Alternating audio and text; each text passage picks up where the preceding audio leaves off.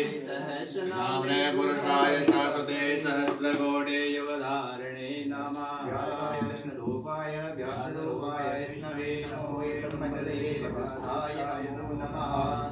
ओम हस्तप्रक्षालनं सर्वाचारार्थे गन्धाक्षरस्वाणं समर्पयामि।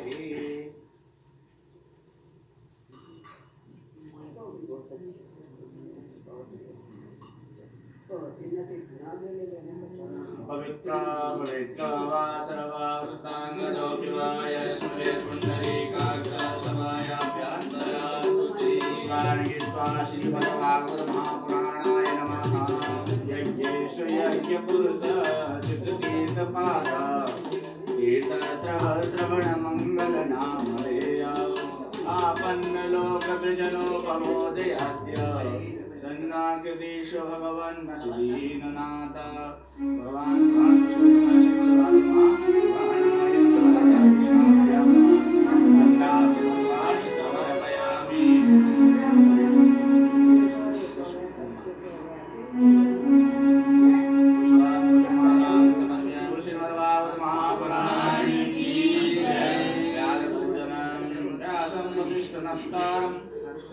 पौत्रमकल्मषं पराशरात्मजं वन्दे सुरातं तपोनिधिं श्रीवेदव्यासाय नमः। समर्पयामि। नमोऽस्तु ते व्यासविशालबुद्धे पुल्लारविन्दाय नमः। येन त्वया वार्तितेन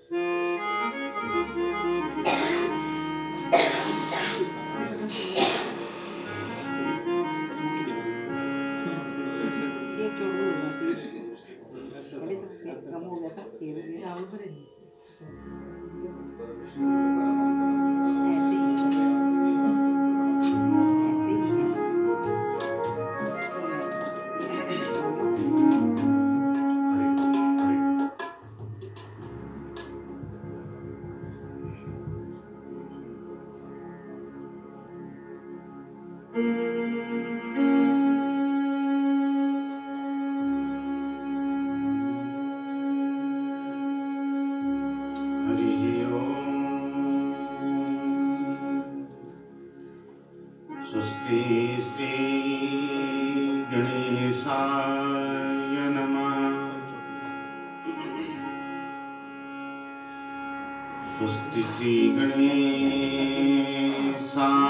नमः।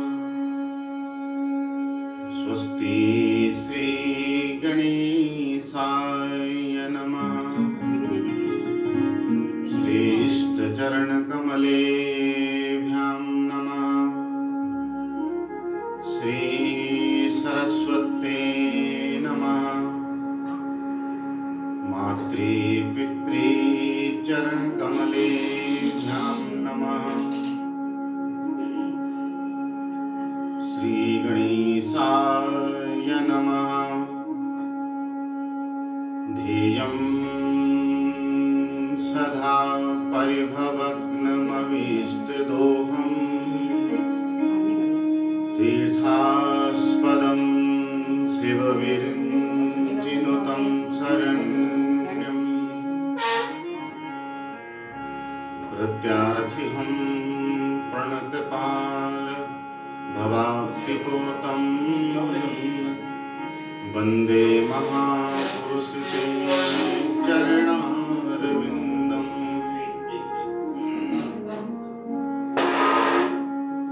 सुमुखस्येकदन्तश्च कपिलो गजकर्णिका लम्बोदरश्च विकटो विघ्ननाशो विनायकः धूम्रकेतुगणाध्यक्षो भालचन्द्रो गजाननम् द्वादशेतानि नामानि यपठे क्षणयादपि कस्तूरीतिलकं ललाटपटले वक्षस्थले कौस्तुभं नासाग्रे वरमौक्तिकं कणतले वेणुकरे कङ्कणम् सर्वाङ्गे हरिचन्दनं सुललितं कण्ठे च मुक्तावली गोपस्त्री परिवेष्टितो विजयते भूपालचूडामणि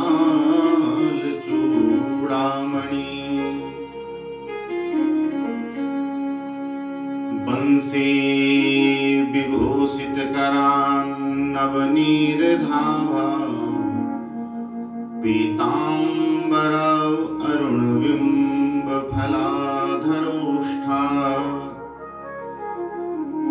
पूर्णेन्दुसुन्दरमुखाद् अरविन्दुनेत्रात् कृष्णात् परं किमपि तत्त्वमहं न जाने।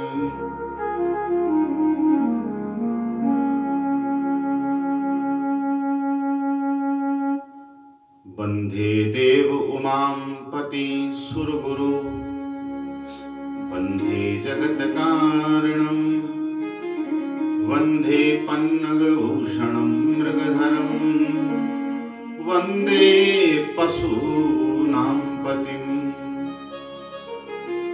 वन्दे सूर्यशशाङ्कवहिनिनयनं वन्दे मुकुन्दं प्रियं वन्दे भक्तजनाश्रियं च वरदां वन्दे शिवं शङ्करम्।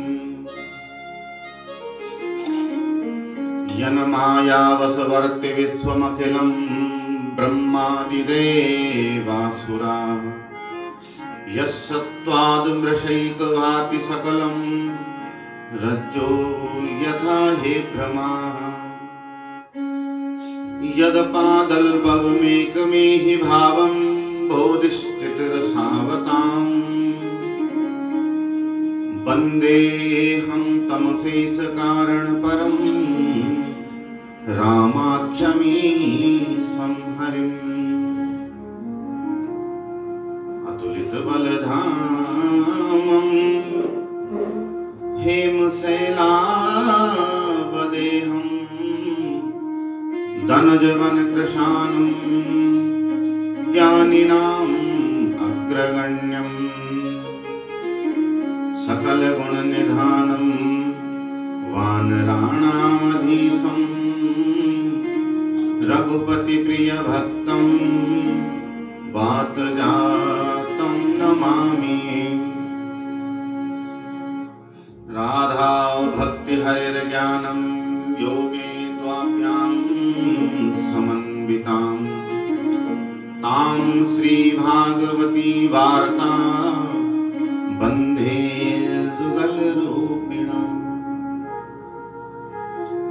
अनादिनिधनो देवा शंखचक्र गदाधरा अक्षय पुंडरीकाक्ष पितृमोक्ष वरदो भवः। कुरुक्षेत्र गया गंगा वाराणसी च पुष्कराः एतानि पुण्यतीर्थानि कर्तव्यं पितृपूजनम्। नारायणं नमस्कृत्यं नरं चैव नरोत्तमं देवीं सरस्वतीं व्यासं ततो जयमुदीरयेत।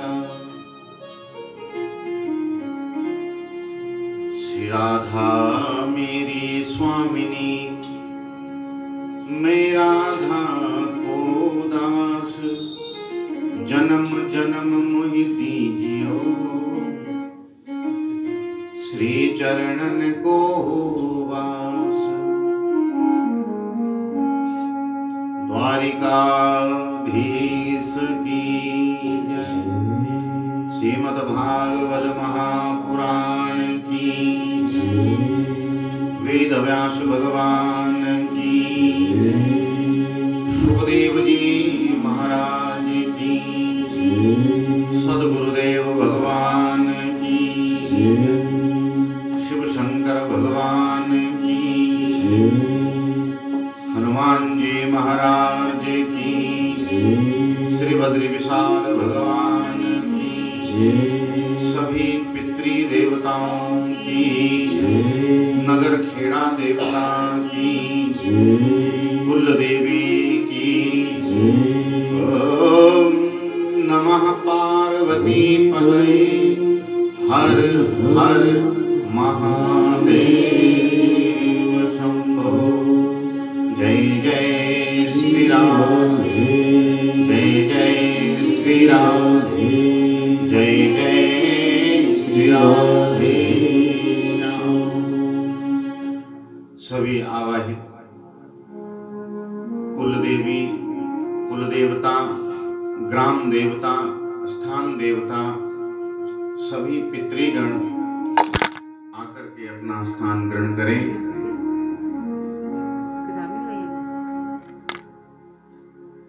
श्री राधे राधे गोविंद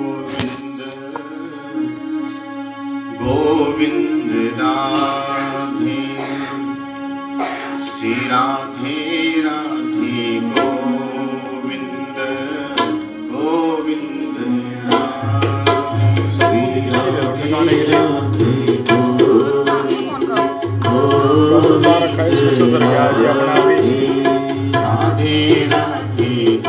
ऐसा करो मेरी बात सुनो आप। आप ऐसा करो इससे आप फोन को वो ले लो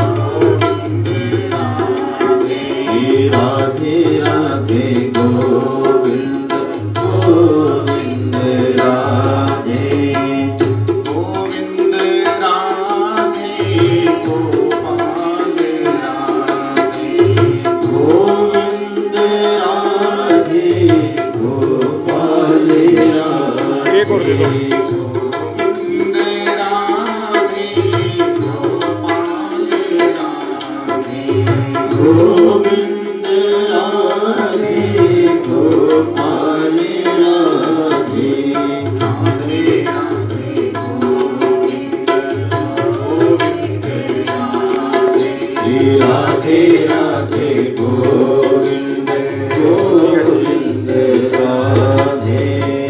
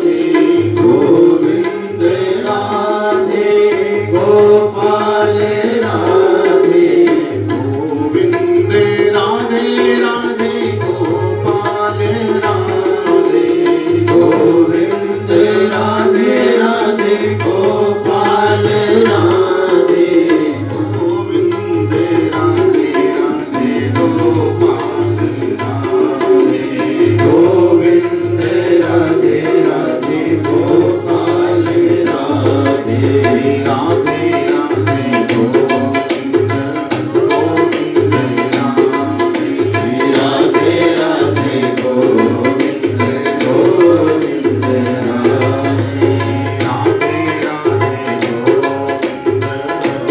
गोविंद राधे श्री राधे राधे गोविंद गोविंद राधे गोविंद राधे राधे गोपाल राधे गोविंद राधे राधे गोपाल राधे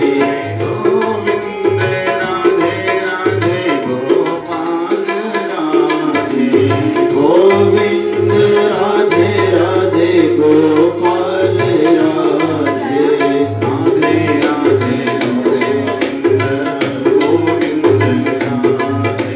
राधे राधे गोपाल राधे राधे राधे गोविंद गोविंद राधे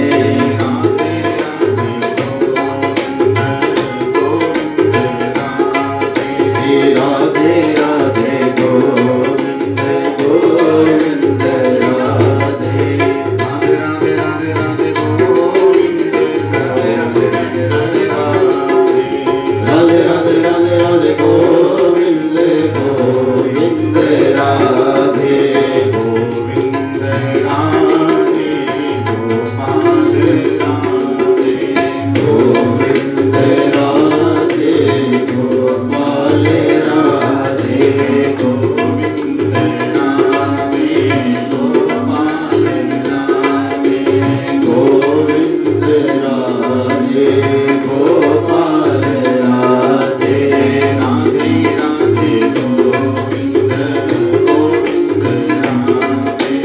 राधे राधे गोविंद गोविंद राधे राधे राधे गोविंद गोविंद राधे राधे राधे गोविंद गोविंद राधे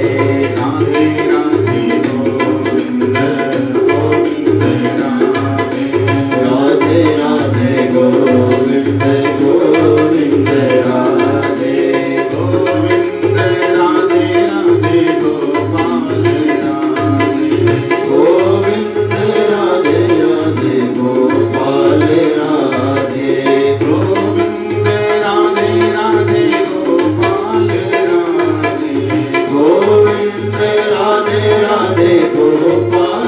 राधे गोविंद राधे राधे गोपाल राधे गोविंद राधे राधे गोपाल राधे गोविंद राधे राधे गोपाल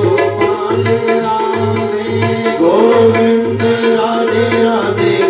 राधे राधे गोपाल राधे गोविंद राधे राधे गोपाल राधे गोविंद राधे राधे गोपाल राधे गोविंद राधे राधे गोपाल राधे गोविंद राधे राधे गोपाल राधे गोविंद राधे राधे गोपाल राधे गोविंद राधे राधे गोपाल राधे गोविंद राधे राधे गोपाल राधे राधे राधे गोविंद गोविंद राधे राधे राधे गोविंद गोविंद राधे राधे राधे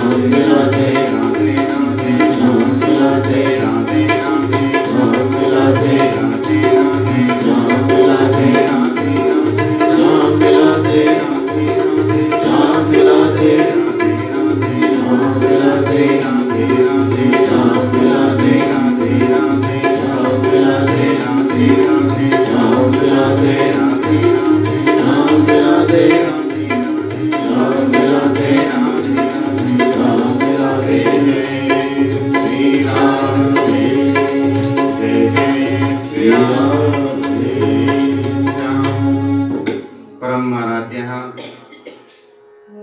अकारण करुणा वरुणालय वक्त वांछा कल्पतरु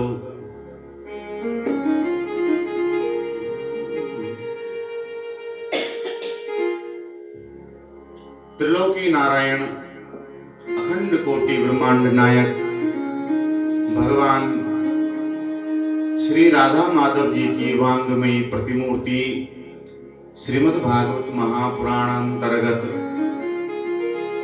आज हम सब द्वितीय दिवस के अमृत महोत्सव में प्रवेश कर रहे हैं। यहाँ राधा माधव जी की असीम अनुकंपा ही है। इस घनघोर कलिकाल में भी बैठ करके भगवान हरि की अमृत कथा सुनने को प्राप्त है और हम सब प्रेम पूर्वक बैठ करके सुन रहे हैं। यह परमात्मा की ही असीम अनुकंपा है। कला प्रसंग श्रवण कर रहे थे, किस प्रकार से जो है तो भागवत जी की अमृत कथा के पान के द्वारा पापात्मा होते हुए भी प्रेत योनि को प्राप्त करने के पश्चात भी धुंधकारी का परम मंगल हो गया। बस गोकर्ण जैसे संत का सानिध्य मिल गया तो बिगड़ी बन गई, वैकुंठ का अधिकारी हो गया। जिसने पूरे जीवन पर्यंत सत्संग नहीं किया, जिसने जीवन में कुछ दान नहीं किया, कुछ पुण्य नहीं किया, कभी हरिस्मरण नहीं किया, दीन दुखियों की सेवा नहीं करी, परोपकार नहीं किया, ऐसा कर्म करता धुंधुकारी भी गोकर्ण के संयोग मात्र होने से हरि कथा श्रवण करने के प्रभाव से वैकुंठ भवन का अधिकारी बन गया। भगवान विष्णु की सामीप्य प्राप्त होवे, जो जन्मांतरों तक ऋषि मुनियों के समाधि में भी जो नहीं प्राप्त हो पाते हैं, ऐसा दुर्लभ लोक भागवत जी की अमृत कथा से धुंधुकारी को प्राप्त हो गया। देखो, जीवन में संग का बड़ा महत्व है। जीवन में जो है तो संग बहुत प्रभाव डालता है। दुर्जन संग न देहि विधाता,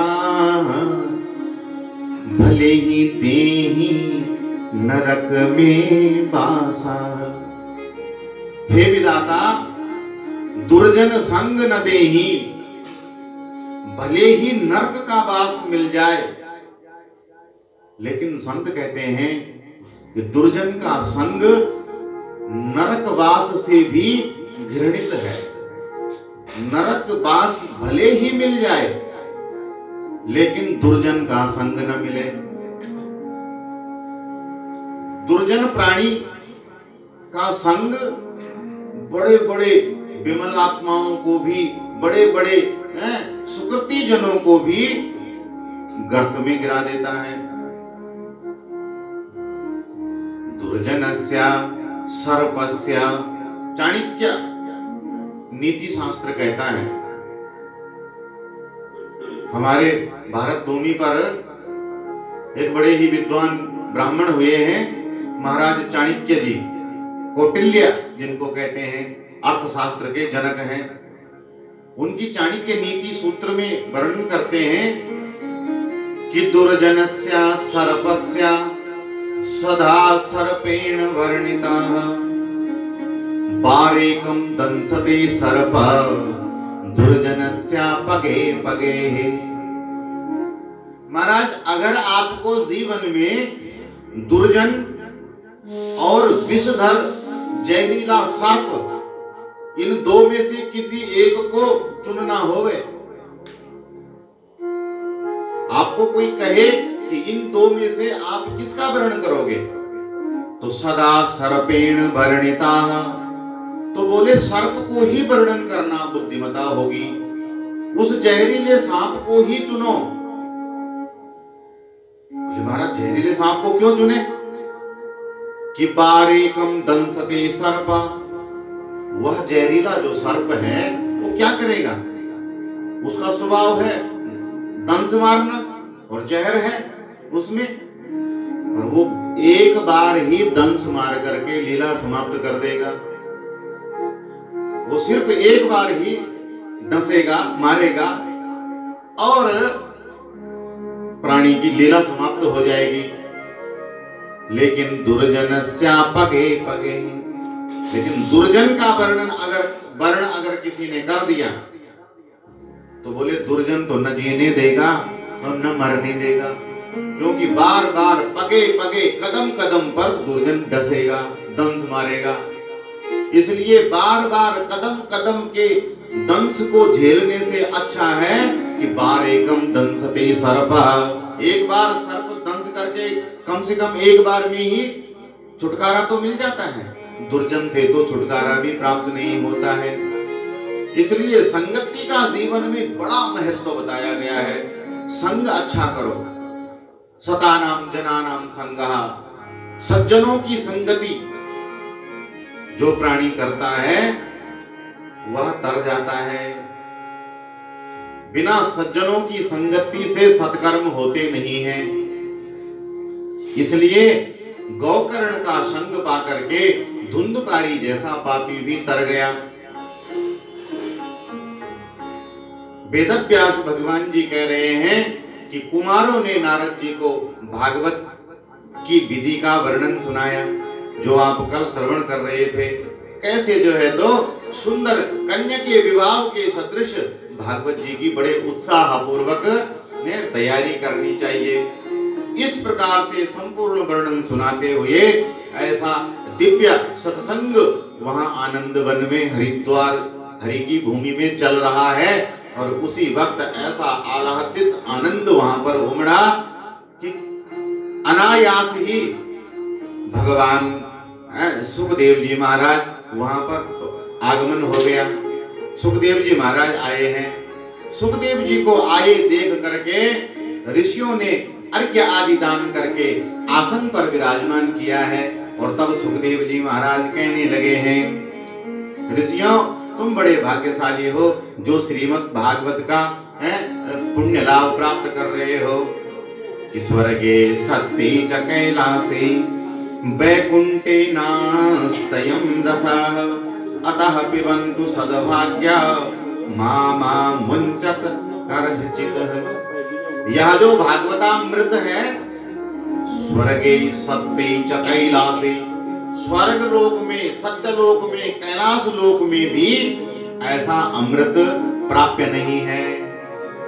स्वर्ग लोक में भी भगवान की नित्य कथा अमृत का पान नहीं प्राप्त होता है स्वर्ग में भी। इसलिए तो स्वर्ग के देवता भी मनुष्य जीवन की भूरी भूरी प्रशंसा करते हैं और कहते हैं कि बड़े भाग मानुष तन पावा, सुर दुर्लभ सदग्रंथन गावा। ये मनुष्य का जो तन है ना महाराज, बड़े भाग्य से प्राप्त होता है। ऐसे थोड़ी मनुष्य शरीर प्राप्त हो जाता है। दुर्लभम मानुषम देही, मनुष्य की देहा तो भैया बड़ी दुर्लभ है। सुखदेव जी महाराज कहते हैं मोक्ष द्वार के ताले की चाबी है यह मनुष्य का शरीर। मुक्ति के द्वार में जो ताला लटक रहा है ना, उस ताले की चाबी यह मनुष्य का ही शरीर है। जब भगवान की असीम अनुकंपा होती है, जन्मांतरों के पुण्य का प्रभाव होता है, तब जाकर के यह मनुष्य का शरीर प्राप्त होता है।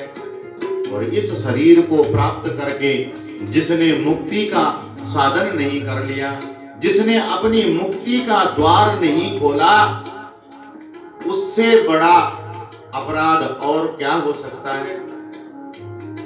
इतना बहुमूल्य उपहार मनुष्य शरीर रूपी परमात्मा ने दिया। निश्चित ही भगवान की प्रेम कृपा से ही यह मिलता है। कितना प्रेम परमात्मा ने हम पर वर्षाया। उसके पास में कितने शरीर थे, हमें जन्म देते वक्त उसके पास में कितने शरीर थे। 84 लाख योनियों का वर्णन ब्रह्म जी की इस चराचर सृष्टि में आता है। 84 लाख देह थी उसके पास में, और 84 लाख देह में से उसने यह दिव्य मनुष्य की देह हमें दिया। इससे बड़ा उपकार परमात्मा का क्या हो सकता है। इतना बड़ा उपकार भगवान ने किया, और तब भी जीव पशुवत जीवन जीवे, उससे बड़ा मंदभागी और मंदबुद्धि और कौन हो सकता है। ईशान विद्या न तपो न दानम, ज्ञानम न शील न गुणो न धर्म। जिस प्राणी के पास में मनुष्य जीव शरीर मिलने के बाद भी इस मनुष्य जीवन में न ज्ञान है, न तप है, न सत्य है, न सोच है, न दान आदि शुभ कर्मों में वृत्ति है, ते मृत्यु लोके भुवि भार भूत मानुष्य रूपेण मृगश्चरन्ति। ऐसा प्राणी मनुष्य का शरीर धारण करके भी धरती पर बोझ ही है। ऐसा प्राणी धरती पर बोझ के ही समान है, बिना पूंछ का पशु के समान ही घूम रहा है। बस सिर्फ पूंछ नहीं है, बाकी तो पशुवत जीवन ही यापन कर रहा है। अरे भाई, सोना जगना, खाना पीना, संतान उत्पन्न करना, ये तो मनुष्य के अलावा पशु आदि शरीरों में भी है। मनुष्य शरीर यह सब करने के लिए नहीं प्राप्त हुआ है। यह मनुष्य शरीर तो तत्व ज्ञान प्राप्ति के लिए मिला है। नजरों से देख प्यारे यह क्या दिखा रहा है। दृष्टि तत्वमयी करनी पड़ेगी, तब जाकर के माया का पर्दा भेदन होगा। जब तक माया नहीं समझी भगवान की, तब तक तो भैया मायापति को समझना बहुत मुश्किल है। उसी प्रकार से कि मृगनाभि में सुगंधी, सूंघे वो घास गंधी, दुनिया सभी है अंधी, समझे नहीं इशारा। एक कस्तूरी मृग होता है, और उस मृग की नाभि में कस्तूरी होती है। जब भी वह लघु संख्या करता है ना, तो उसके पेशाब के साथ में वह कस्तूरी की खुशबू उस स्थान पर घास में फैल जाती है, और उस खुशबू पर वह इतना मोहित हो जाता है, इतना उसको पाना चाहता है कि उस गंदी घास को सूंघता मृग तृष्णा के समान भागता फिरता रहता है। क्यों? जंगल जंगल भटक रहा है कि ये खुशबू, ये सुगंधी कहां से आ रही है। ये जानने, उस सुगंधी को प्राप्त करने के लिए घास को सूंघता हुआ भटकता रहता है जंगल में, क्योंकि उसको ये पता ही नहीं है कि यह खुशबू या सुगंधी का खजाना तो मेरी ही नाभि में है। नजरों से देख प्यारे यह क्या दिखा रहा है। इसलिए है प्यारे, नजरों से देखो, बुद्धि के पट खोलो। जिस प्रकार से वह मृग ढूंढ रहा है अपनी ही नाभि में विद्यमान सुगंधि को, उसी प्रकार से मनुष्य भी दुनिया में भटकता हुआ अनेक प्रकार से भटक रहा है, जबकि परमात्मा तो हृदय में ही विराजमान है। अपने ही घट में बैठा हुआ राम दिखता नहीं है, और संसार में कहां कहां न जाने प्राणी क्या क्या सुख की लालसा में भटकता रहता है। आनंद स्वरूप परमात्मा तो हृदय में ही समाया हुआ है। जब तक उस आनंद स्वरूप परमात्मा को नहीं जाना, तब तक संसार में आनंद सुख प्राप्त होने वाला नहीं है। इसलिए सुखदेव जी महाराज कहते हैं, अता पिबन्तु सद्भाग्या माम मुंचन्तु करहिसः। ऐ सद्भाग्यवानों, ऐ भाग्यशालियों, निरंतर अपने कर्णपुटों को दूना बना लो, अपने कानों की ही दूने बना करके इस भागवत रूपी रसामृत को खूब पियो। ये सद्भाग्य से प्राप्त होता है, इसको खूब पियो। इस प्रकार से वहां पर दिव्य सत्संग चल रहा था, और ऐसे अलौकिक सत्संग में भगवान त्रिलोकी नारायण, भगवान वैकुंठपति साक्षात अपने गणों के साथ में, अपने परिकर के साथ में उस दिव्य आनंद वन में भागवत जी के यज्ञ में वहीं पर प्रकट हो गए, आगमन हो गया। बोले भक्त वत्सल भगवान की। भगवान को आए देख करके ऋषिगण खड़े होकर के भूरी भूरी अपने भाग्य की प्रशंसा करने लगे। अर्घ्य आदि दान के द्वारा भगवान का यजन किया। उच्च आसन पर विराजमान होकर के भगवान अत्यंत प्रसन्न हो गए। और तब क्या था महाराज, निरंतर भगवत कथा अमृत रस पान कर रस स्वाद लेने वाले परिकर भगवान का सारे जो है तो बैठ गए, और बैठ करके वहां पर जो है तो दिव्य सत्संग प्रारंभ होने लगा। प्रह्लादस्तालधारी तरल गतितया च उद्धव कांस्यधारी वीणाधारी सुररसी स्वर कुशलतया राग करचा करतार्जुनो भू इंद्रो वादिन मृदंगम जय जय सुकरा कीर्तनम ते कुमारा यत्राग्रे भाव भक्ता रस सरचनया व्यास पुत्रो बभूव। प्रह्लादस्तालधारी, प्रहलाद जी ने महाराज खड़ताल संभाल ली है। खड़ताल समझते हैं, कांसे की झांझरिया बजाने वाली खड़ताल संभाल ली है प्रहलाद जी महाराज ने। तरल गतितया च उद्धवा कांस्यधारी वीणाधारी सुररसी। नारद जी भगवान क्या करने लगे, अपनी वीणा को धारण कर लिया है, वीणा बजाने लगे। जब वीणा का वादन होने लगा, झांझ मजीरा बजने लगा, प्रहलाद जी की ताल बजने लगी, तब महाराज जो है तो जय राग करतार्जुन हो। स्वर और संगीत विद्या में निपुण अर्जुन जी महाराज है, इसलिए राग अनेक प्रकार के राग अलापने लगे। अब राग अलापा जा रहा है, वीणा वादन हो रहा है, झांझर खड़ताल भी सब बज रही है, लेकिन महाराज बिना ताल के सब अधूरा। अब ताल न हो तो सारा साज अधूरा रह जाता है। इसलिए ऐसा देख करके इंद्रो वादिन मृदंग, इंद्र महाराज ने, इंद्र भगवान ने क्या किया, मृदंग संभाल ली है। मृदंग समझते हैं ना, एक ढोलक जैसी होती है और थोड़ा बड़ी सी। सो महाराज इंद्र ने जो है तो यह मृदंग पर ताल देना शुरू कर दिया, और तब जो है तो चारों भैया सनक सनंदन सनातन और सनत कुमार जी चारों भैया जय शब्दम, जय हो जय हो, जय जयकार जय जयकार, ऐसे दिव्य शब्दों से महाराज शोभा बढ़ाने लगे। ऐसा दिव्य कीर्तन जो है तो वहां पर होने लगा। यत्राग्रे भाव भक्ता सररचनया, और सुखदेव जी भगवान मंद मंद स्वरों में और दिव्य श्रीमद् भागवत जी के श्लोकों का आलाप करने लगे, श्लोकों को गाने लग गए। और तब तो महाराज ऐसा दिव्य कीर्तन वहां पर प्रारंभ होने लगा।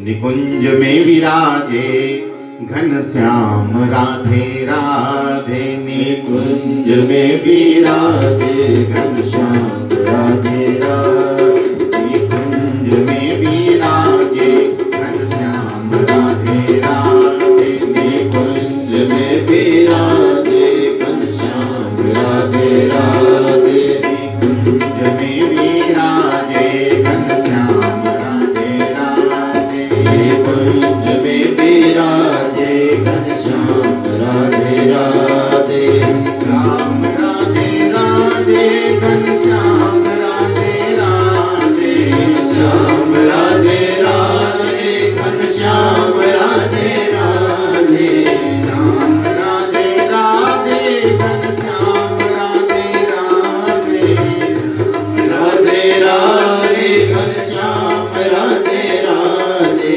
श्याम राधे राधे घनश्याम राधे राधे, राधे राधे घनश्याम राधे राधे, निकुंज में विराजे घनश्याम राधे राधे, निकुंज में विराजे घनश्याम राधे राधे, निकुंज में विराजे घनश्याम राधे राधे, निकुंज में विराजे घनश्याम राधे राधे। अलौकिक कीर्तन वहां पर होने लग गया। और ये परिकर सारे जो है तो अलौकिक कीर्तन कर रहे हैं। अब महाराज कीर्तन बढ़िया चले, कोई अब नृत्य के बिना भी वहां पर भगवान को रिझाने के लिए कोई नहीं। सो भक्ति महारानी कल की कथा में सुन रहे थे ना कि वृंदावन से चल करके भक्ति महारानी अपने दोनों पुत्र ज्ञान और वैराग्य को लेकर के ताता खैया करके और दिव्य कीर्तन में नृत्य की सेवा करने लगी। श्याम राधे राधे घनश्याम राधे राधे, श्याम राधे राधे घनश्याम राधे राधे, श्याम राधे राधे घनश्याम से मिला दे, श्याम राधे राधे घनश्याम से मिला दे, घनश्याम से मिला दे, घनश्याम से मिला दे, घनश्याम से मिला दे, घनश्याम से मिला दे, निकुंज में विराजे घनश्याम राधे राधे, निकुंज में विराजे घनश्याम राधे राधे, निकुंज में विराजे घनश्याम राधे राधे, निकुंज में विराजे घनश्याम राधे राधे, घनश्याम राधे राधे, घनश्याम राधे राधे, घनश्याम राधे राधे, घनश्याम राधे राधे, घनश्याम राधे राधे। वृंदावन बिहारी लाल की जय। भगवान बड़े प्रसन्न हो गए और भगवान उत्तिष्ठ भगवान खड़े होकर के कहने लगे कि मैं तुम्हारे इस दिव्य कीर्तन से और तुम्हारी भक्ति भाव से बड़ा प्रसन्न हूँ। वर मांगो, क्या वर, तुम कोई वरदान मांगो मुझसे, जो मांगोगे मैं वह देने में सामर्थ्य हूँ, समर्थवान हूँ। जो मांगोगे आप वरदान मांगो। उस वक्त वे संपूर्ण कुमार आदि और नारद आदि और भगवान के जो परिकर है और भगवान का नित्य परिकर है, वे सब उस वक्त भगवान से ऐसा वरदान मांगने लगे कि भगवान हे बांके बिहारी जी ठाकुर जी, जहां पर भी श्रीमद् भागवत महापुराण की कथा होगी, कालांतर में जहां पर भी श्रीमद् भागवत महापुराण की कथा होती है, ऐसे स्थान पर आप अवश्य ही उपस्थित हो जाएं। आप ऐसे स्थान पर श्रीमद् भागवत की कथा में अवश्य ही आप विराजमान होवें। और भगवान ने भक्ति भाव में परिपूर्ण भक्तों की भावना को देखते हुए तथास्तु कह करके वचन दिया है। तभी से जहां पर भागवत की कथा होती है, भगवान श्री राधा माधव प्रिय प्रीतम नित्य ही वहां पर निवास करते हैं। बोलिए श्रीमद् भागवत महापुराण की जय। इस प्रकार से अलौकिक जो है तो यह दिव्य वर्णन कुमारों ने बताया है। नारद जी कहते हैं कि हे महर्षियों, आपके कृपा से मैं कृतकृत्य हुआ, मैं धन्य हुआ हूं। ऐसी दिव्य भागवत की प्राप्ति पा करके, दिव्य श्रीमद् भागवत की कथा सुन करके मेरा जीवन सफल हो गया, मैं धन्य धन्य हो गया हूँ। वास्तव में इस कलिकाल में विशेष रूप से श्रीमद् भागवत महापुराण अमृत स्वरूप और भागवत जी की अमृत कथा ही कल्याण का मार्ग है, इसी से कल्याण होता है। इस प्रकार से श्री पद्म पुराण के उत्तरखंड में श्रीमद् भागवत महात्म्य का वर्णन प्राप्त है, वर्णन किया गया। श्रीमद् भागवत, अच्छा यह श्रीमद् जो भागवत महापुराण है, यह अनेक कल्पों की कथा है। सिर्फ एक कल्प की कथा नहीं है, यह अनेक कल्पों की कथा है। हर युग में, यह हर कल्प में श्रीमद् भागवत की कथा होती ही रहती है। इस कल्प की या सुखदेव जी द्वारा गाई गई श्रीमद् भागवत महापुराण की जो सप्ताह विधि है, यह इस कल्प की कथा है या इस मनवंतर की कथा है, वैवस्वत नाम के मनवंतर की कथा है। इस प्रकार से अनेक मनवंतरों में यह भागवत की कथा चलती रहती है। इसीलिए तो भागवत जी से पूर्व ही रचित, अब देखो, अगर कल्प कल्पांतरों की यह कथा नहीं होती, या उसी प्रकार से है जिस प्रकार से शिव पार्वती के विवाह में गणेश जी की पूजा हो रही है। शिव और पार्वती भगवान का विवाह हो रहा है और प्रथम पूजा भगवान गणेश जी की पूजन हो रही है। अब जब शिव और पार्वती का भी विवाह ही हो रहा है तो गणेश जी कहां से आ गए? लेकिन ये जो है तो कल्प कल्पांतरों की कथा है। अनेक कल्पों से जो है तो भगवान लीला करते ही रहते हैं, इसलिए यह कल्पांतरों। उसी प्रकार से जब 17 पुराणों की रचना वेदव्यास भगवान ने कर ली और तब भी मन में संतोष नहीं है, तब जाकर के श्रीमद् भागवत महापुराण की कथा करी हुई है। तो जब श्रीमद् भागवत महापुराण की रचना ही बाद में हुई है, 17 पुराण पहले रचे गए हैं, तो पद्म पुराण में भागवत जी का महात्म्य कैसा आ गया, जो अभी रचना ही नहीं हुई है। इससे सिद्ध होता है कि भागवत पूर्व में भी विद्यमान थी। श्रीमद् भागवत महापुराण अन्य कल्पों में भी विद्यमान रहती है, हर युग में विद्यमान रहती है और हर युगों की लीलाओं का वर्णन मिलता है। इसलिए कई बार जो है तो भागवत जी की कथा में ऐसा लगता है कि ये बात तो भैया कब हुई थी और ये वाला प्रसंग ये कैसे आ गया। ये इसीलिए लगता है कि ये अनेक कल्पों का अलग अलग मनवंतरों की कथा है। अलग अलग मनवंतरों में भगवान ने अलग अलग अवतार धारण किए हैं।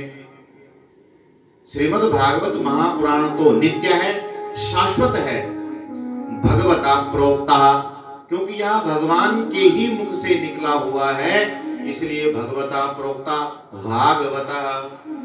भगवान के मुख से जो निकला वही श्रीमद् भागवत महापुराण है। कि भाति सर्वेषु लोकेषु गीयते नारदादिभिः वक्ति भूतं च भव्यं च तस्मात् भागवतं विदुः। भाति सर्वेषु लोकेषु गीयते नारदादिभिः, जिसका गान जो सर्वत्र सब लोगों में सदा सदा से विद्यमान है और नारद आदि दिव्य ऋषि जिसका गायन करते हैं। वक्ति भूतं च भव्यं च, जिसमें सत्य स्वरूपा भक्ति महारानी सदा सर्वदा ही विद्यमान रहे, जिसके केंद्र में ही भक्ति है।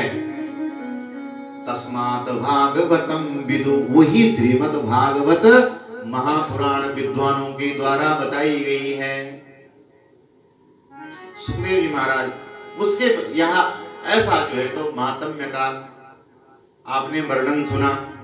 तब प्रथम स्कंद भगवान प्रारंभ करते हैं और प्रथम स्कंद में मंगलाचरण करते हैं। वेदव्यास भगवान कहते हैं जन्माद यस्य यतोन्वयादितिरतः चार्थै स्वविज्ञ स्वराट तेने ब्रह्म हृदय आदि कवये मुह्यन्ति सूरयाः तेजो वारिमृदां यथा विनिमय यत्र सर्गो मृषाः धाम्ना स्वेन सदा निरस्तकुहकं सत्यं परम धीमहि। सत्यम परम धीमहि। वेदव्यास जी वर्णन करते हैं जन्माद यस्य यतोन्वयादिति रतः, जिन प्रभु ने जन्म लिया और जन्म लेते ही अन्यत्र चले गए। अर्थात कंस की कारावास में जन्म लिया और जन्म लेते ही प्रव्रजंत हो गए, बाबा नंद के गोकुल में चले गए। और जन्म लेते ही भगवान कंस की सारी बेड़ियों को, सारे बंधनों को तोड़ गए और गोकुल में चले गए हैं। चार्थै स्वविज्ञ स्वराट अर्थेषु कंसादिकेषु प्रयोजनेषु। अर्थेषु शब्द का अर्थ मतलब हुआ है, प्रयोग हुआ है कंस आदि परिकरों के, कंस आदियों के लिए। भगवान ऐसी लीला कर गए और कंस आदि को पता भी नहीं चला, ऐसा पता भी नहीं चला। तेने ब्रह्म हृदय आदि कवया, वही जो परमात्मा है आदि में ब्रह्म आदि को भी और सूर्य आदि को भी उसी परमात्मा के द्वारा ज्ञान दिया गया। जिन परमात्मा ने ब्रह्म को भी ज्ञान दिया है, ब्रह्म भी जो वेदों के ज्ञाता हैं उनको भी ज्ञान देने वाले, वेदों का ज्ञान देने वाले वही परमात्मा है। मुह्यन्ति सूरयाः तेजो वारिमृदां यथा विनिमया, जिन परमात्मा से पंचभूत की उत्पत्ति होती है। तेजो वारिमृदां यथा विनिमया, वह परमात्मा उनसे ही पंचभूतों की उत्पत्ति होती है।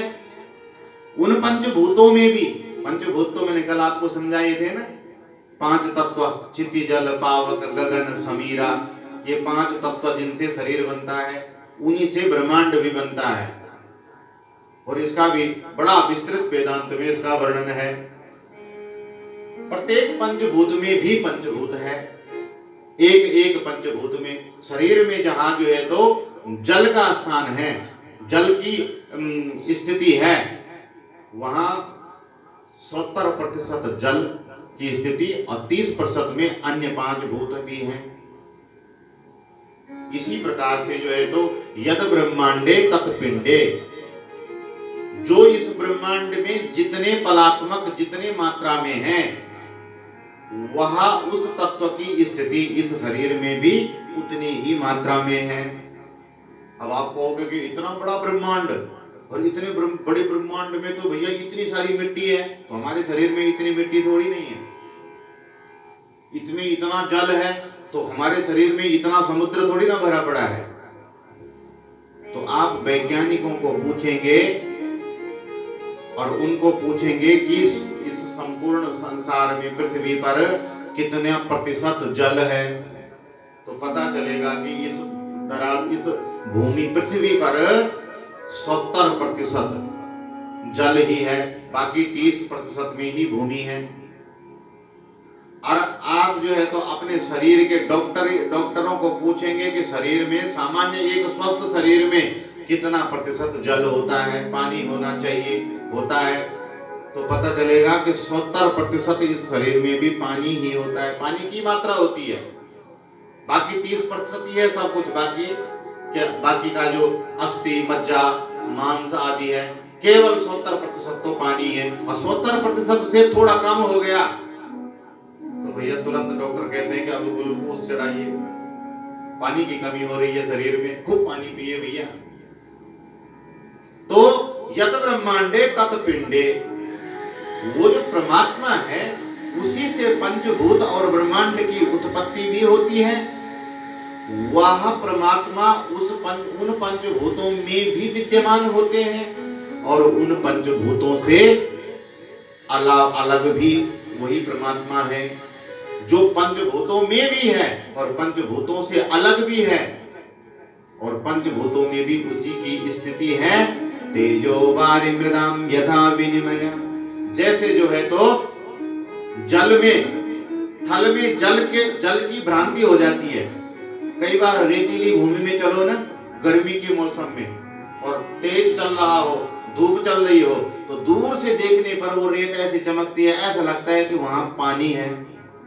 सड़क पर कभी चलो, दूर से ऐसा दिखता है भीषण गर्मी धूप में, अरे भैया इतनी गर्मी पर यहाँ क्या आगे वहां बारिश हुई है क्या, सड़क में पानी कैसा पड़ा हुआ है, ऐसा भान होने लग जाता है।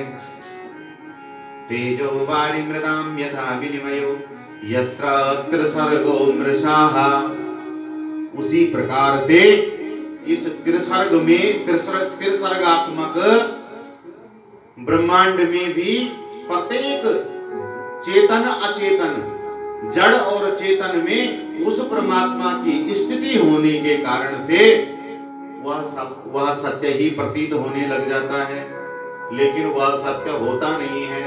न होने पर भी जो सत्य दिखे, ऐसा भान उस परमात्मा की ही सत्ता से होता है। ठीक समझ आ रहा है? ऐसा भान उस परमात्मा की सत्ता से होता है। धामना स्वेन सदा निरस्त कुहकम सत्यम परम धीमहि, ऐसे सत्य स्वरूप श्री कृष्ण स्वरूप परमात्मा का हम ध्यान करते हैं। ऐसे सत्य स्वरूप भगवान के चरणों की हम शरणागति लेते हैं। धर्मां प्रोंजित कीतवोत्र परमो निर्मत्सराणां सताम्, यह जो श्रीमद् भागवत महापुराण है इसमें कैसे धर्म का निरूपण हुआ है। प्रोंजित कीतवोत्र परमो निर्मत्सराणां सताम्, परम धर्म का निरूपण हुआ है। श्रीमद् भागवत महापुराण में उस परम सत्य स्वरूप सत्य धर्म का ही निरूपण हुआ है जो निर्मत्सर है। मत्सरता जिसमें पल मात्र भी नहीं है। मात्सर्य समझते हैं? मत्ते सरति इति मात्सर्य, मेरे से आगे कैसे चला गया, मेरे से आगे कैसे चला गया भैया, ये जो भाव है ना इसी को मात्सर्य कहते हैं। मैं बतेरे लोगों में बहुत ऐसा ये भाव मात्सर्य बहुत होता है भैया, बात बात पे वो इसी बात पे अपने आप में गुट गुट करके जलते रहते हैं कि मत्ते सरती, मुझसे आगे कैसे निकल गया। पड़ोसी के घर थोड़ा खुशी आ गई कोई तो वो इसी बात पर जलिस करता रहता है, इसी बात पर कुंठित होता रहता है, ये मेरे इसके घर में गाड़ी कैसे आ गई, इसके मकान अच्छा कैसे बन गया, इसके बच्चे खूब आगे कैसे बढ़ रहे हैं। बस ये जो मुझसे आगे कोई कैसे बढ़ गया न बढ़े, ऐसी जो भावना है उसी को मत्सर्य कहते हैं। इस भागवत जी का परम धर्म निर्मत्सर है। वेद्यम वास्तव मात्र वस्तु शिवदम तापत्रयोन्मूलनम, वेद्यम वास्तव अत्र वस्तु शिवदम, जिस निर्मत्सर धर्म के श्रवण मात्र से ज्ञान हो जाने से वास्तविक वस्तु का प्राणी को ज्ञान हो जाता है।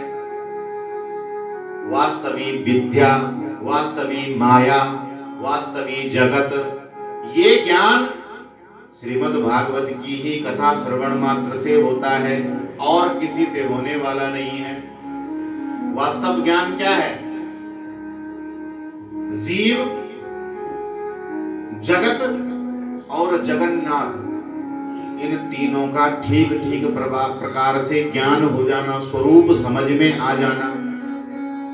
बड़े ध्यान से श्रवण करना। जीव का ज्ञान कैसे? मतलब मैं कौन हूं। कल की कथा आप सुन रहे थे ना, गोकर्ण जी कैसे महाराज अपने पिता को ज्ञान दे रहे थे कि देहस्तिमां स्वरधरो विपतिं त्यजत्वा। आप ये शरीर नहीं है, ये शरीर हम नहीं है, हम तो परमात्मा का ही अंश आत्मा है। आत्मा, जीव आत्मा जो कि ईश्वर का ही अंश है, या शरीर हम नहीं है। तो अपना सही सही ज्ञान हो जाना कि मैं कौन हूं। और जब अपना सही सही ज्ञान हो जाए, उसके दूसरा नंबर जगत। जगत क्या है? ये संसार क्या है? संसार को जान लेना कि भैया ब्रह्म सत्या जगन मिथ्या। ये संसार है तो मिथ्या ही है। जीव, जगत और जगन्नाथ, परमात्मा कौन है? मैं कौन हूं? भगवान कहाँ है, कौन है? और ये संसार क्या है? बस ये तीनों चीजों को जान लेना ही वह परम ज्ञान कहलाता है। वास्तविकी विद्या का ज्ञान है, यही वास्तव ज्ञान है। तो और यह ज्ञान केवल और केवल श्रीमद् भागवत महापुराण श्रवण मात्र से ही होता है। और जब ऐसा वास्तविक ज्ञान हो जाता है तो तापत्रयोन्मूलनम, यह ज्ञान ही श्रीमद् भागवत की कथा ही फिर जीव के तीनों तापों का जड़ से उखाड़ करके फेंक देती है। तीनों ताप संताप मिटा देती है। श्रीमद् भागवते महामुनि कृते किं वा परेरीश्वरा सत्यो हृद्यवरुध्यते कृतवी शुश्रूषुभि तत्क्षणात्। ऐसा श्रीमद् भागवत महामुनि ने रचना करी है। ऐसा श्रीमद् भागवत महापुराण विद्यमान है। तो किंबा परेरीश्वरा, जब ऐसा श्रीमद् भागवत महापुराण विद्यमान है तो अन्य किसी शास्त्र की, किसी साधन की क्या आवश्यकता है? कोई जरूर आवश्यकता ही नहीं है। वह तभी तक आवश्यकता है, ये सब प्रपंच तभी तक है जब तक भगवान न मिले। और जब भगवान ही साक्षात मिल जाए तो फिर सारे प्रपंचों की क्या आवश्यकता है? अरे भैया, ये नदी नाले और कुएं बावड़ियां, इन सब के जल की तभी तक महत्व है जब तक गंगा न मिले। और जब साक्षात गंगा ही आ जावे, जब साक्षात भगवती का तट ही मिल जाए, भागीरथी का, तो फिर भैया कोई मंद बुद्धि ही होगा जो कुएं के पानी से नहाएगा, जो नदी किसी नाले के पानी से नहाएगा। अरे गंगा का तट है तो फिर पावन पतित पावनी गंगा के ही अमृत से ही नहाना चाहिए। उसी प्रकार से सब साधन तभी तक है जब तक श्रीमद् भागवत नहीं प्राप्त होती है। और जब परमात्मा की कृपा से भागवत प्राप्त हो गई तब उस ऐसे प्राणी के सारे प्रपंच ही छूट जाते हैं। क्या किया क्या नहीं किया वह सब कोई मायना नहीं है, वह कोई उस बात का कोई मूल्य नहीं रह जाता है।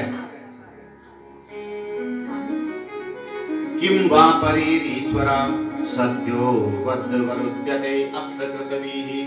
जब श्रीमद् भागवत महापुराण श्रवण करने की लालसा मात्र भक्त के हृदय में हो जाती है, उसी जिस समय भागवत जी सुनने की, जिस समय किसी भक्त के हृदय में, प्राणी मनुष्य मात्र के हृदय में यह विचार आ जाता है कि मुझे भागवत जी की कथा सुननी है, मुझे भागवत जी की, हमें भागवत की कथा करानी है, ऐसा विचार जिस समय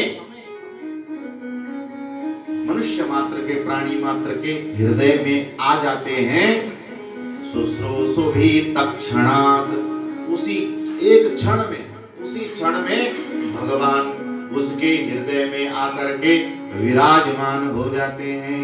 बोलो भक्त वत्सल भगवान की जय। इस अखंड ब्रह्मांड में ऐसा कोई और शास्त्र है?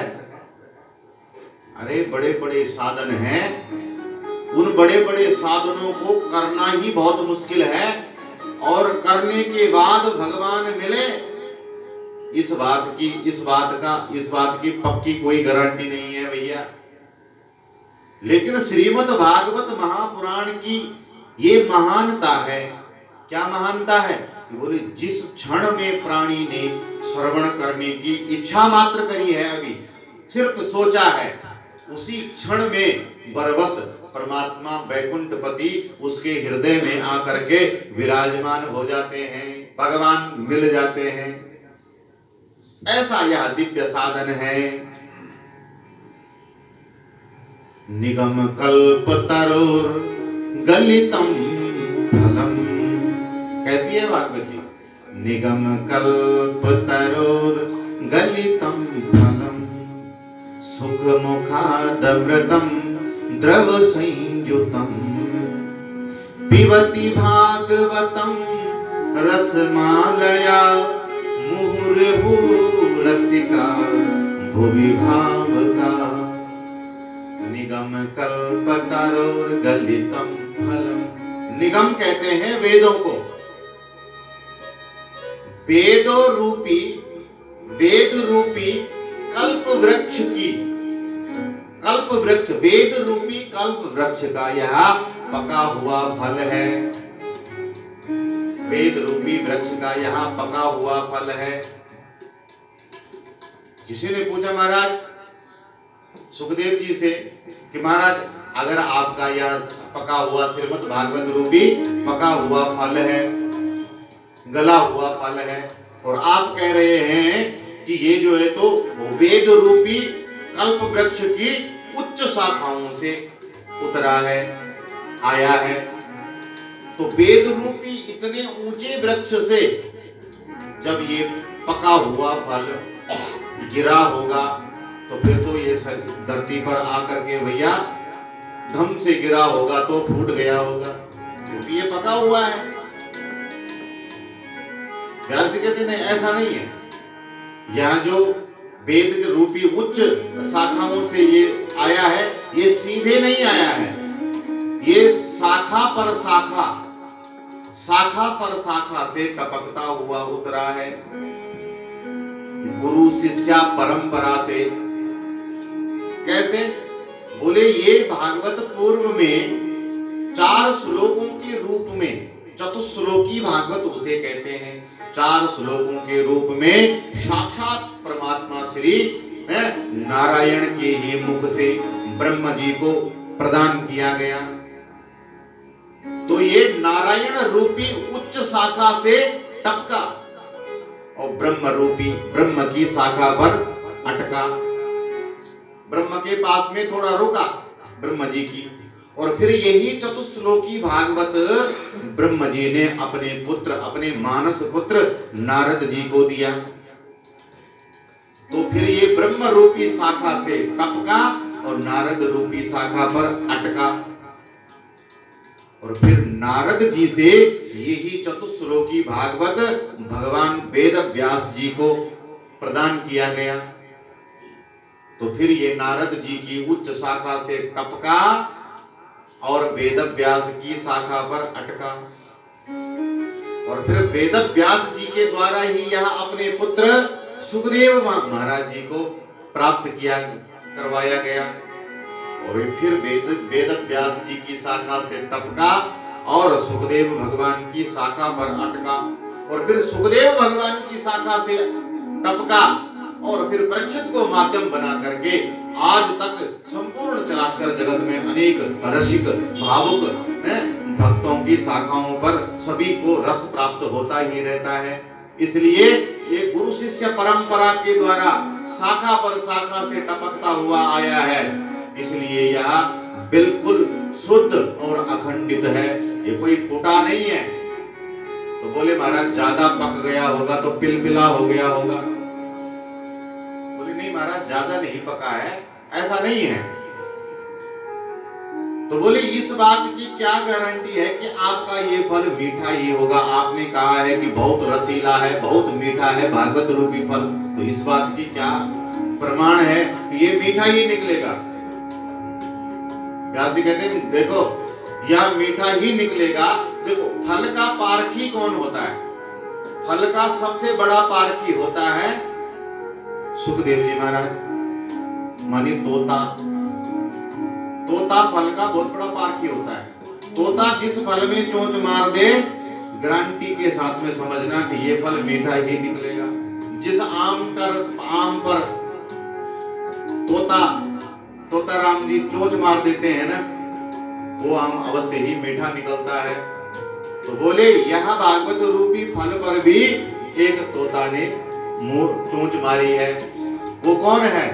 सुख मुखाद अमृतम, सुख मुखाद अमृतम द्रव्य संयुतम। अरे ये सुखदेव रूपी तोता, इसीलिए तो सुखदेव जी को लटकाते हैं। कुछ तो हमारी परंपराओं में फिर किंवदंती भी चलता रहता है ना। वो सुखदेव जी थे, अब वो सुखदेव जी जो है तो एक सुख का अर्थ तोता भी होता है, तो इसलिए प्लास्टिक का तोता भी लटका दिया जाता है कि कहीं यही सुखदेव तो नहीं थे। सुख रूप तो व्यास होता है, कथागत व्यास पर विराजमान सुखदेव रूप में तो व्यास ही साक्षात होते हैं। लेकिन वह परंपरा भी आनंददायी है, वह भी होनी चाहिए। देखो अपनी नीति और परंपराओं को छोड़ना कभी नहीं चाहिए, वह भी बड़ी आनंद की बात है, उसमें भी आनंद छुपा हुआ है।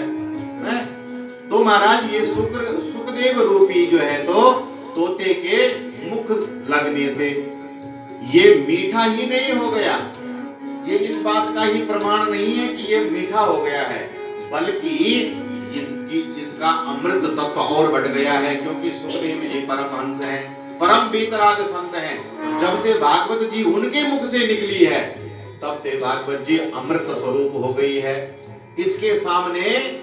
इसीलिए तो कल की कथा में आप श्रवण कर रहे थे कि देवताओं का स्वर्ग का अमृत भी सुखदेव जी ने ठुकरा दिया था और कहा था वकथा वसुधा लोके वकांचर मणिर्महा। अरे कहाँ तो कांच का टुकड़ा और कहाँ करोड़ों की मणि, तो कांच का टुकड़ा कह दिया था स्वर्ग के अमृत को। क्यों? क्योंकि बोले सुख मुखाद अमृतम द्रव्य संयुतम। अच्छा है भी कैसा? बोले द्रव्य रूप में है, न चबाना है और न इसमें छिलका न इसमें गुठली, सीधा आम रस ही है, सीधा भैया पीते रहो। इसलिए मुहुर्हु रसिका भुवि भाव का।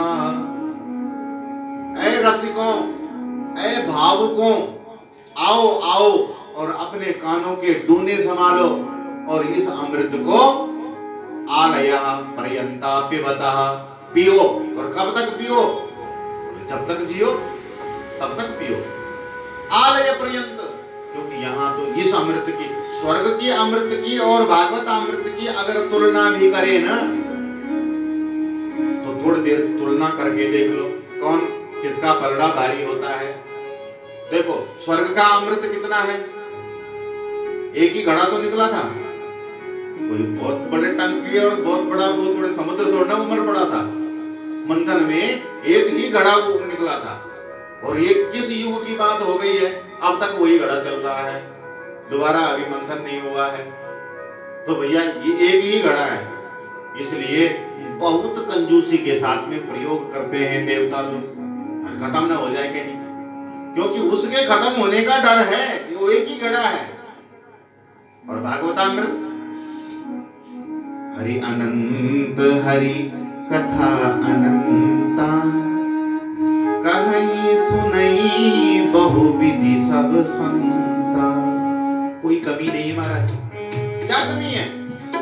हरि जैसे अनंत परमात्मा है, उनकी कथा भी वैसे ही अनंत है। जितना मर्जी पीते रहो, खत्म होने का कोई खतरा नहीं है। इसलिए वो कहते हैं। अच्छा, वह जो स्वर्ग का अमृत है, वह क्या करते हैं देवता लोग जो है, तो जब प्राणी सुकृत कर्म करता है ना, पुण्य कर्म करता है, तो वो मृत्यु के पश्चात में स्वर्ग चला जाता है। और स्वर्ग जाकर के देवता लोग उसके गले में एक माला पहना देते हैं, पुष्पों की माला पहना देते हैं और कहते हैं कि देखो भैया, ये माला देखते रहना, ये माला जैसे जैसे सूखती जाएगी, कुमलाती जाएगी, वैसे वैसे ही समझना कि वैसे वैसे तुम्हारे पुण्य खत्म हो रहे हैं। उन पुण्य तुम भोगते जाओगे सुख, तो पुण्य खत्म होते जाएंगे तुम्हारे। इसलिए जो प्राणी स्वर्ग जाता है, वह गले में उस माला पर 24 घंटा देखता ही रहता है कि भैया ये कुमलाने तो नहीं लग गई, ये कुमलाने तो नहीं लग गई। और जैसे ये माला सूखने लग जाती है, और जिस दिन ये माला पूरी सूख जाती है, समझो कि तुम्हारा कर्म खत्म। पुनः धरती पर भेज दिए जाओगे, और पुनः धरती पर भेज करके जो है तो फिर से मनुष्य का जन्म धारण करना पड़ेगा, फिर से कर्म करना पड़ेगा, फिर से कर्म करो, शुभ कर्म करो तो स्वर्ग जाओ। ये है स्वर्ग, स्वर्ग के अमृत की महानता। और यहाँ बोले कंजूसी का कोई काम नहीं है। आलय पर्यंत खूब पियो, जब तक मन न भरे तब तक पीते ही रहो, और मन कभी भरेगा भी नहीं हरि कथा से, इसलिए खूब पीते रहो। और इस अमृत पान के पश्चात में जाओगे कहाँ? स्वर्ग नहीं जाओगे, सीधे वैकुंठ भवन में गमन होगा। और वैकुंठ भवन में ऐसी कोई शर्त नहीं है कि माला सूखे तो स्वर्ग फिर से गिरना पड़ेगा, क्योंकि वैकुंठ में तो मोक्ष ही प्राप्त हो जाता है। सोही जानहि जेहि देहु जनाई, जानहि तुम्हि तुम्हि वही जाई, जानहि तुम्हि तुम्हि वही जाई। वही जान सकता है जिसको वो परमात्मा कृपा करता, और जो उसको एक बार जान जाता है, जिसके चित्त में बाकी विहारी विराजमान हो जाते हैं, फिर बोले तुम्हें हुए जाई, वो उसी में विलीन हो जाता है, वो सदा सदा के लिए वैकुंठवासी हो जाता है। उसका फिर आवागमन, पुनरपि जननम पुनरपि मरणम पुनरपि जननी जठरे शयनम, सब खत्म, मुक्ति प्राप्त हो जाती है। इसलिए भैया ऐसा दिव्य स्वर्ग के अमृत से भी यहाँ दिव्य अमृत है। किसी ने कहा महाराज तो चलो फिर ठीक है, यह भी सब ठीक है, लेकिन आपने कहा है कि रसिका भूवि भाव का, ऐ रसिकों और ऐ भावुकों, तुम आओ और इस रस को पियो, इस भागवत की कथा अमृत का पान करो। तो क्या रसिक और भावुक लोग ही आवे, और नहीं पी सकते, और नहीं आ सकते? सुखदेव कहते हैं ऐसी बात नहीं है, आ तो कोई भी सकता है, पी तो कोई भी सकता है, कोई भी आवे और प्रेम पूर्वक भाव पूर्वक रसपान करे, उसमें कोई ऐसी बात नहीं है। लेकिन इस वक्त मैंने रसिक और भावुकों को क्यों बुलाया है? क्योंकि बोले जो रसिक हैं ना कथा के, और जो भावुक हैं, उनके अंदर कथा अमृत पान करने की तड़प है, वो तड़प रहे हैं इसको पीने के लिए। इसलिए जो प्यासा है उसी को पानी की महत्व पता है, इसलिए वो पानी के लिए तड़प रहा है। अब जिसको प्यास ही नहीं है, वो पानी का महत्व क्या जाने। प्याऊ लगाई, सुंदर सी प्याऊ है, छबील लगाई बढ़िया, फिर देखते ना आप बड़ी बड़ी गाड़ी वालों को जो है तो 12-20 लाख की गाड़ी वाले बाबूजी को रोका जाता है, अरे रुको रुको बाबूजी, गिलास लेके पियो पियो, पानी पियो, छबील लगाई हुई है। पहले तो बाबूजी रुकते ही नहीं है, मेरे ख्याल से तो बाबूजी को रोकना ही नहीं चाहिए, क्योंकि बाबूजी इसलिए इतने परेशान हो जाते हैं कि गर्मी में शीशा उतारेंगे तो एसी गाड़ी का खराब, जो ठंडा हो रहा था अंदर वो खराब हो जाएगा, एसी का प्रभाव खत्म हो जाएगा। तो ऐसे बाबूजी को तो छबील की जरूरत थी नहीं, फिर भी जो है तो रोका जाता है। अब किसी ने रोका तो बाबूजी महाराज रुके बड़ी मुश्किल से, फिर उतरे और फिर लो बाबूजी ये ठंडी ठंडी मीठी मीठी छबील है, आप पियो। कोई बाबूजी बैठ करके अच्छा छबील लगाते हो, तो ये पानी कहाँ से लाते हो? वो बोले बाबूजी घर का कुआं है बढ़िया, बहुत बढ़िया, कुएं में पानी वहां से भर के लाते हैं। अच्छा तो भैया तुम्हारे जो कुआं है उसका पानी कैसा है, खारा है कि मीठा है? कहीं ये ना हो कि कुछ कुओं का पानी ना खारा भी होता है, तो कहीं खारा पानी तो नहीं है कि मुंह का स्वाद ही बिगड़ जाए? नहीं नहीं बाबूजी मीठा पानी है, घर के कुएं का बहुत बढ़िया पानी है। अच्छा तो बर्तन धो करके भरते हो कि नहीं? कहीं ऐसे गंदे बर्तन में तो नहीं भर लेते हो पानी? अरे बाबूजी बर्तन भी खूब धो करके भरते हैं और बढ़िया ठंडा सा छबील लगाई हुई है। तब बाबूजी प्रश्न कर रहे हैं कि अच्छा तो ज्यादा ठंडा तो नहीं है कहीं? कहीं ये तो नहीं है कि तुमने ज्यादा बर्फ डाल रखी हो इसमें, ज्यादा ठंडा तो नहीं है गला और खराब हो जाए हमारा? अरे बाबूजी सब ठीक है, मीठा भी है ठंडा भी है, छबील है, साफ धो के भी लाते हैं, मीठा पानी कुएं का अपना घर का। ये सारे प्रश्न पता क्यों हो रहे हैं?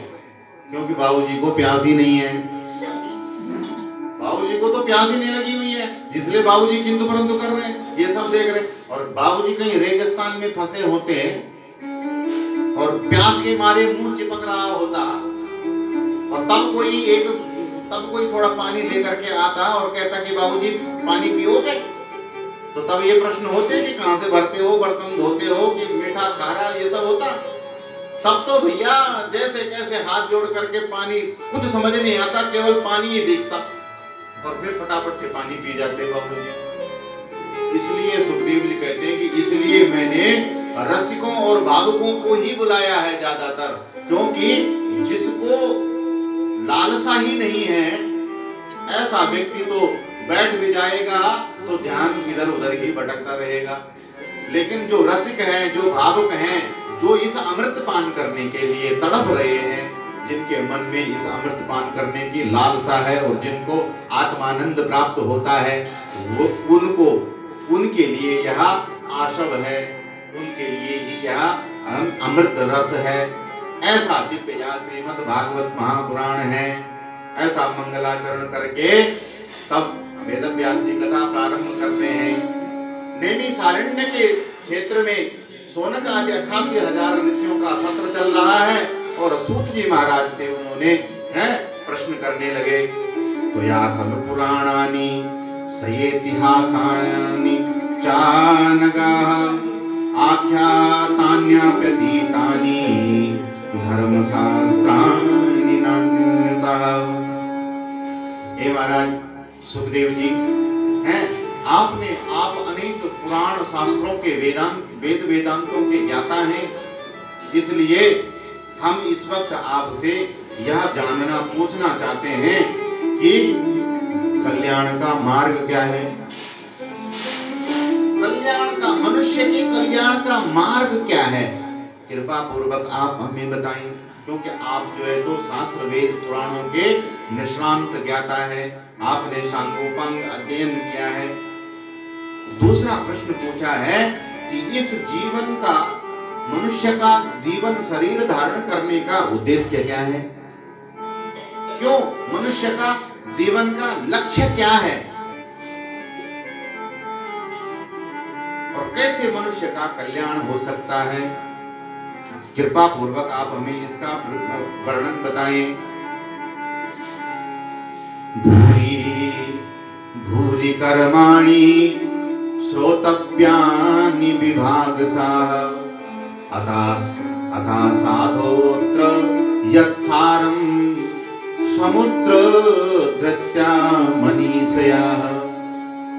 हे महाराज आप हमें बताइए कि अनेक भूरि शास्त्राणि, अनेक शास्त्र हैं, अनेक पुराण हैं, अनेक वेद हैं और अनेकों उनमें ज्ञान है। इतना अनेक शास्त्रों को हर एक प्राप्त नहीं कर सकता है और ऐसे अनेक मार्गों से, अनेक रास्तों से चल करके प्राणी है कहीं मुश्किल से ही पहुंच पाएगा, कहीं पहुंच नहीं पाएगा और मार्गों में भटकने का भी डर रहता है। अब रास्ता है तो रास्ता जिस रास्ते को जो जाता है, जिसको रास्ता पता है वो सीधा जाएगा, लेकिन जिसको रास्ता नहीं पता है उसको उसके रास्ता भटकने की भी तो आशंका रहती है कि नहीं रहती है, भटक भी सकता है। इसलिए एक ऐसा कौन सा शास्त्र है जिस शास्त्र के श्रवण मात्र से, जिसकी शरण में जाकर के सभी वेद वेदांत शास्त्र पुराणों का सार पता लग जाए, सभी का फल प्राप्त हो जाता है। और हमें यह भी बताइए कि अनेक देवी देवता हैं, अनेक शास्त्र हैं और उनके अनेक आश्रय हैं, अनेक अधिष्ठाधात्री देव हैं। किस एक देव के पूजन करें, किस एक देव की शरण ग्रहण करें जिसकी शरण ग्रहण करने से ही सब मनोकामना पूर्ण हो जाती है, जिसको पा करके फिर और कुछ पाना बाकी नहीं रह जाता है। आप शास्त्र पुराणों को खंगाल करके उनका सारा सार निकाल करके हमें बताइए, कृपा पूर्वक हमें बताइए, क्योंकि यह मनुष्य जीवन तो भैया ऐसा ही चलता जा रहा है। जब तक कोई सार नहीं है तब तक तो जीवन भटकता ही रहता है। इसलिए हमें एक लक्ष्य निर्धारित करना चाहिए, एक इष्ट निर्धारित कर देना चाहिए, ताकि हम उस लक्ष्य तक पहुंचने में हमें मदद मिले। उस लक्ष्य तक पहुंचने का हमारा लक्ष्य भेदन, हमारा श्रेय होना चाहिए। इसलिए जीवन का उद्देश्य होना चाहिए। बिना उद्देश्य का जो जीवन होता है वो तो बहुत घनघोर अज्ञानियों का होता है। अब बताओ ना, कोई आदमी आपको मिले रास्ते में, हम कहीं जा रहे हो और हमें कोई पूछे कि भैया कहाँ चले, कहाँ जा रहे हो, और हम उसको जवाब दें कि भैया जा रहे हैं, बस हमें पता नहीं कहाँ जा रहे हैं पर जा रहे हैं। अब बताओ वो क्या सोचेगा हमारे बारे में कि भैया है इसकी कैसी मति मारी गई है, इसका क्या बुद्धि खराब हो गई है, कैसा आदमी है ये, कहाँ जा रहे हो? बोले हमें खुद पता नहीं है कि हम कहाँ जा रहे हैं। यह दशा कलयुग में मनुष्य प्राणियों की होती है।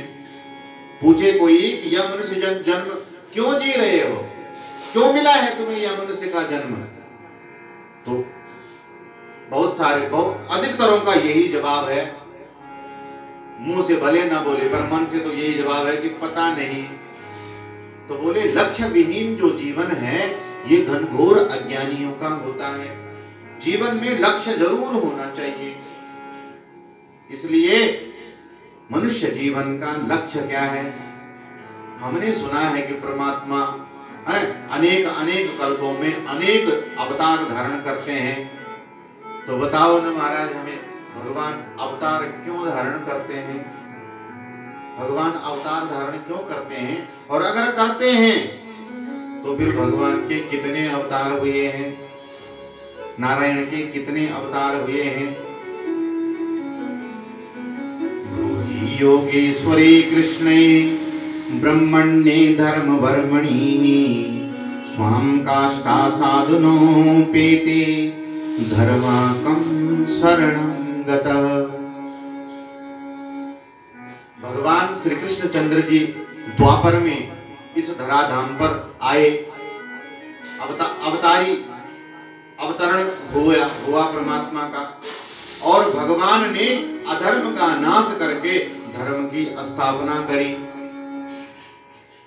भगवान के अवतार काल में जब जब धरती पर पाप बढ़ा, जब जब धर्म पर संकट पड़ा, तब तब धर्म भगवान की शरण में गया। हे गोविंद, गौ का रूप धरती धारण करती है और भगवान के चरणों में जाती है कि मेरा भार कम करो। प्रभु, आतताइयों के पापों के बोझ के तले में दबी जा रही हूं, मेरा भार कम करो। और भगवान का तो वचन है, यदा यदा हि धर्मस्य ग्लानिर्भवति भारताः। शब्दों पे बड़ा ध्यान देना। भारत